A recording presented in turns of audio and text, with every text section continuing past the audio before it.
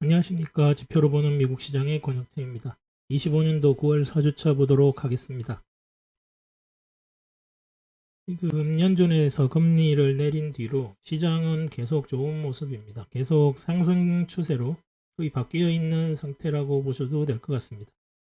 일단 레드북 소매 판매 지표인데요. 레드북 소매 판매 지표는 계속 좋습니다. 지금 미국에서도 말이 많은데 이번 연준 기자회견에서도 나왔듯이 빈 부익부, 즉 고소득층에서만 지금 소비를 하고 있고 저소득층은 힘들어서 아주 그냥 진짜 힘든 그런 걸로 지금 나와 있습니다. 뭐 파월 의장께서도 그거 좀 다 알고 있다, 뭐 이렇게 주시하고 있다 이렇게 하고 있는데, 뭐 저소득층의 연체율이라든지 이런 것들이 계속 안 좋아지고 있습니다. 그렇지만 미국의 소비는 중산층 이상에서 대부분을 차지하고 있기 때문에 이 부분만 뭐 괜찮으면 증시나 이런 쪽에 크게 문제나 나쁜 영향을 주진 않을 것 같습니다. 30년 담보대출, 주택담보대출 금리도 보시면 금리 내리면서 쭉 내려오고 있죠. 문제는 이제 미국 쪽 채권이 이제 금리가 낮아지면 채권을 이제 계속 유지할 수 있을 것인가 하는 건데, 이 부분은 좀 지켜봐야 할 문제입니다. 이제 보시면 채권은 좀 줄어들어도 리파이낸싱 하는 부분은 엄청나게 늘었습니다. 금리가 요 정도 차이 나도 0.5% 이상 지금 주담보대출 금리가 차이가 나는데, 요 정도만 해도 엄청나게 지금 리파이낸싱을 해서 새로운 저금리 대출로 갈아타고 있는 모양입니다. 지금 그렇지만 아직 뭐 주택 경기나 이런 것들이 살아나는 것처럼 보이지는 않고요. 주택을 뭐 이렇게 건축 허가나 신규 주택 뭐 이런 것들이 다 보면 착공이라든가 별로 안 좋습니다. 그럼에도 이제 뭐 금리가 내려오니까 좀 영향을 미치겠죠. 파월 의장께서도 얘기하셨듯이 한두 번 가지고 알 수 있는 문제는 아니라서요.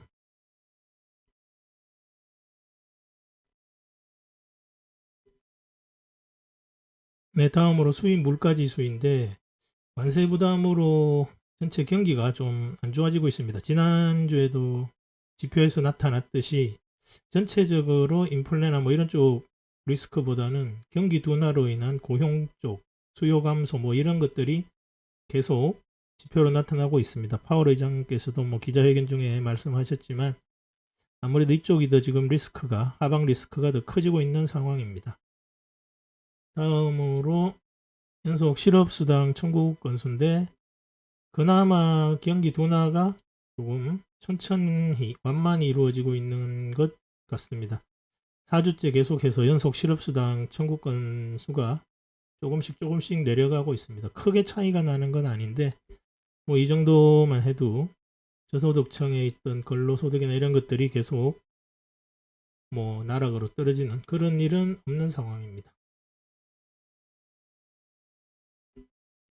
산업생산 지표도 보시면 트럼프 대통령 취임하고 나서 계속 제조업이나 이런 쪽에서 좋아지고 있습니다. 계속 조금씩 좋아지고 있는데 이전에는 뭐 계속 마이너스였죠. 그러니까 뭐 좀 안 좋았던 상황입니다. 연준 금리 결정은 요번에도 4.5에서 4.25로 낮춰졌습니다. 뭐 계속 이제 이런 방향으로 지금 가겠죠. 파월 의장께서도 기자회견 중에 뭐 이번 한 번으로 끝나는 게 아니고 뭐 그런 쪽으로 계속 뭐 해석을 하기 나름이겠지만 뭐 원액션이나 이런 것들을 네. 아무튼 금리 인하가 계속 갈 거라고 지금 금리 인하 추세에 들어선 것으로 가도 무방합니다. 네, 아까 말씀드렸던 것처럼 건축 허가 건사도 계속 가라앉고 있어. 이제 경기 하방이 나타나고 있는 거라고 보시면 되는데 여기서 이제 금리를 내렸거든요. 그러면 이제 이게 어느 정도 시간이 가다가 멈추겠죠. 그리고 이제 반등하는 걸 이제 기대하고 있는데 원래 금리 인하하고 좀 시간 지나면 이런 식으로 나타나니까 지켜봐야 될 것 같습니다. 제일 문제가 이 장기채 순매수권인데 보시면 이런 식으로 마이너스가 날 때마다 달러가 빠져나간 거죠. 채권을 팔고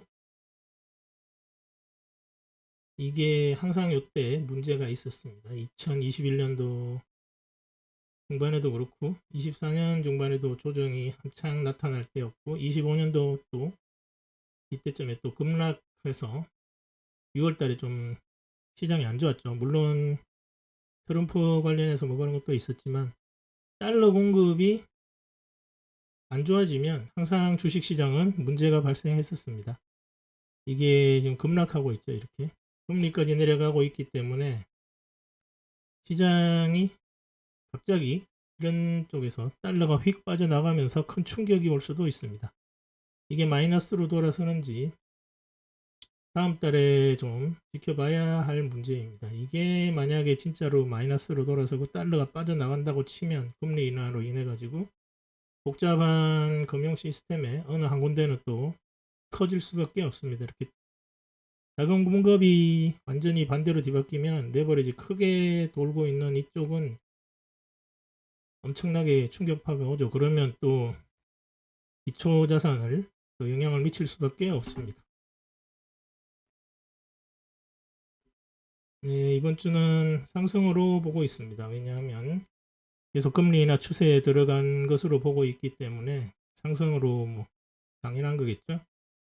그리고 뭐 여러 가지 위험이 있는데 이제 프랑스나 이런 쪽 채권, 미국 채권 이 두 가지가 좀 문제가 발생할 소지가 있습니다. 이게 뭐 좀 지켜봐야 알겠지만 프랑스는 뭐 금방 되지는 않을 거고 계속해서 적자가 늘어나는데 뭐 감당이 있나요? 돈 아니면 뭐 채권 고금리 발행하다가 디폴트 날 수밖에 없는 상황이죠.